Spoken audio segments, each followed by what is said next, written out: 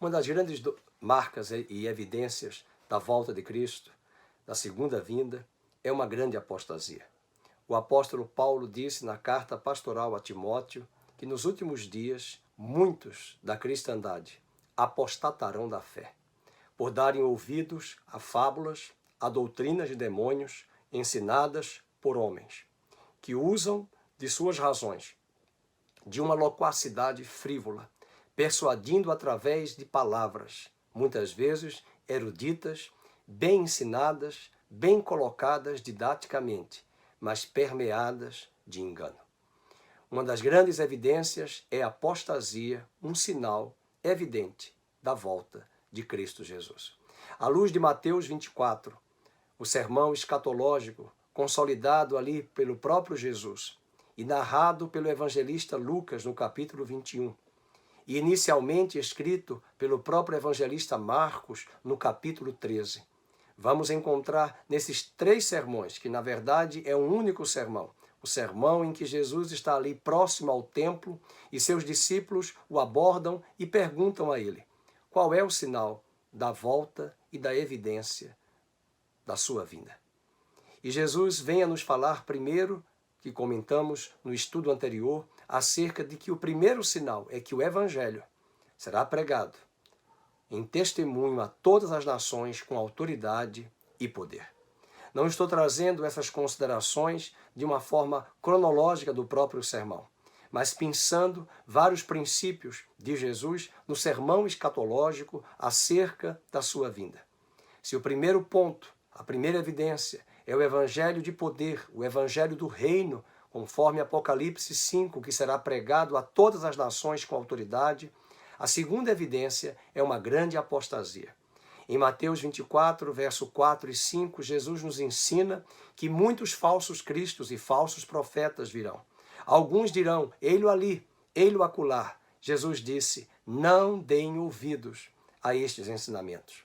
Muitos farão sinais, prodígios, trarão ensinamentos e muitos darão crédito. Eu pergunto a você, quais ensinamentos temos ouvido hoje?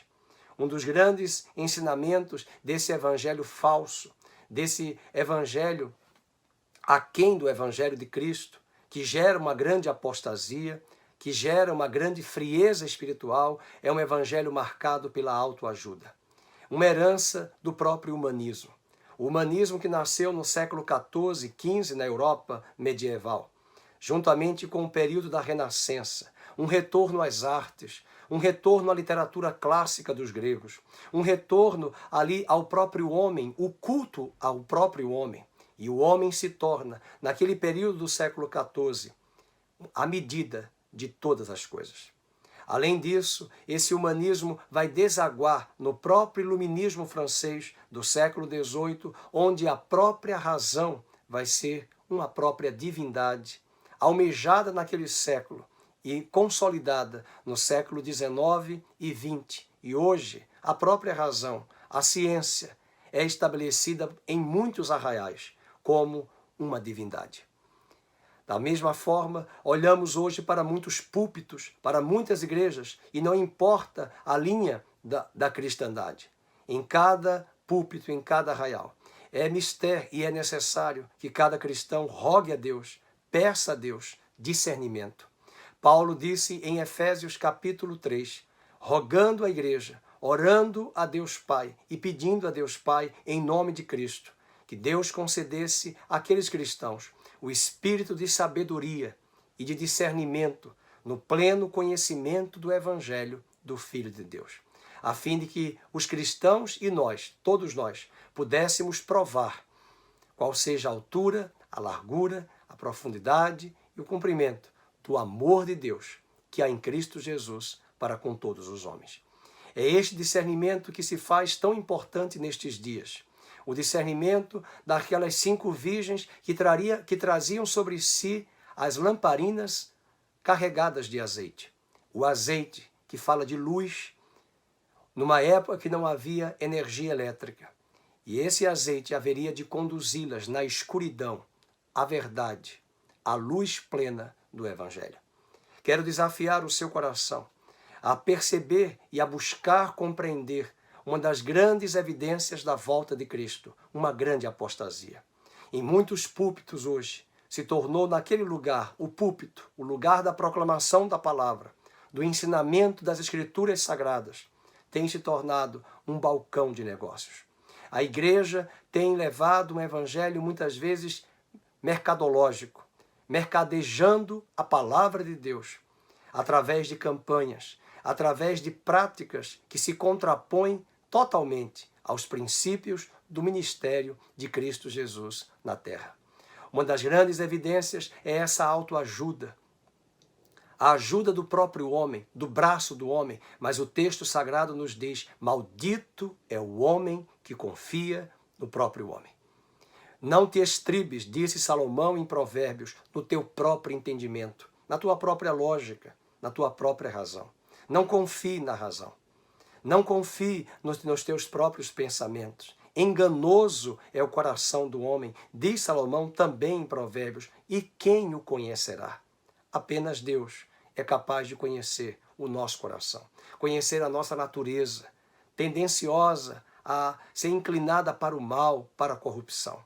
E é esse espírito de engano que tem vindo sobre muitas igrejas, sobre muitos cristãos. Um evangelho de autoajuda, um evangelho voltado para o seu próprio umbigo, para o seu próprio ventre, um evangelho mais voltado para sacar num cartão de débito os créditos que Deus pode nos oferecer e nos proporcionar. Um evangelho marcado para a sua própria vida, o seu próprio mundo, numa cosmovisão tão pequena, tão curta, tão estreita, que não é possível nem mesmo de se alastrar para a sua própria vizinhança e alcançar as nações da terra. Uma das grandes tendências desse engano, dessa apostasia, também nas igrejas, também nos cristãos, uma tendência para o misticismo. Vivemos num país onde uma boa ala da cristandade é voltada para uma corrente mística, fazendo do Espírito Santo não uma pessoa, mas um guru, fazendo do Espírito Santo um vidente que vai revelar tudo acerca da nossa vida pessoal. Mas não é esse o evangelho que Cristo estabeleceu e propôs. Um pentecostalismo que marca hoje a nossa nação no movimento pentecostal e neopentecostal que nasceu na Rua Azusa, o primeiro movimento, ali nos Estados Unidos, que gerou igrejas missionárias, apaixonadas por almas, apaixonadas por missões. Hoje, esse pentecostalismo e neopentecostalismo tem como prática a prosperidade, tem como prática o culto ao próprio homem, o culto a si mesmo, uma relação mercadejante da fé, uma relação onde Deus se torna ali uma mercadoria a ser vendida e é obrigado a dar aos seus clientes aquilo que eles lhe pedem e lhe requerem. Desafio o seu coração a entender também uma grande evidência dessa apostasia, uma tendência muito forte chamada de sincretismo, de ecumenismo. O sincretismo que tenta aglutinar elementos de várias religiões, elementos simbólicos, práticas discursivas, práticas e rituais de várias religiões, de seitas orientais, ocidentais, e fazemos tudo isso um verdadeiro aglutinar de todos esses elementos e trazemos com nome de práticas cristãs. A palavra de Deus diz que isso é abominável. Esse é o fermento que leveda toda a massa, que faz um grande inchaço na cristandade brasileira, mas que não há conteúdo, não há solidez, não há bagagem, não há estrutura, não há um chão de caminhada, porque não há vida plena e abundante. Além desse sincretismo egresso da religião indígena, afro e europeia, trazendo os elementos dessas próprias práticas religiosas com ritos, trazendo em nome de cristianismo. Isso tem levado a buscar um evangelho tão somente voltado para coisas do mundo material, do mundo terreno, mas que não nos desperta de forma alguma para um amor para com as nações, para com a intercessão, a oração em prol daquilo que Paulo disse a Timóteo, a fim de que todos os homens sejam salvos, porque Deus quer que todos os homens sejam salvos e cheguem ao pleno conhecimento da verdade. A outra tendência forte nessa apostasia é uma tendência ao ecumenismo. Tentativa humana de tentar reunir cristãos de várias denominações e buscar uma unidade física, quando esquecemos que a unidade é no Espírito. A unidade é na mesma fé em Cristo. A unidade é pelo batismo que fomos batizados, o batismo em um só corpo, através da obra vicária do sangue de Cristo derramado por nós. Se atribuímos que somos salvos e redimidos através de outros mediadores, não podemos dizer, à luz da Bíblia, que temos unidade com outros grupos que pensam diferentes acerca das doutrinas básicas da nossa redenção, justificação e salvação. Quero desafiar o seu coração a pedir nestes dias discernimento, orando por todas as igrejas locais, orando por todas as denominações de nosso país, a fim de que Deus traga discernimento espiritual ao corpo de Cristo Jesus na terra, a igreja, a sua eclésia, a sua noiva. E é essa noiva que ele tirará da grande cristandade espalhada sobre todas as nações. Um povo dentro de um povo.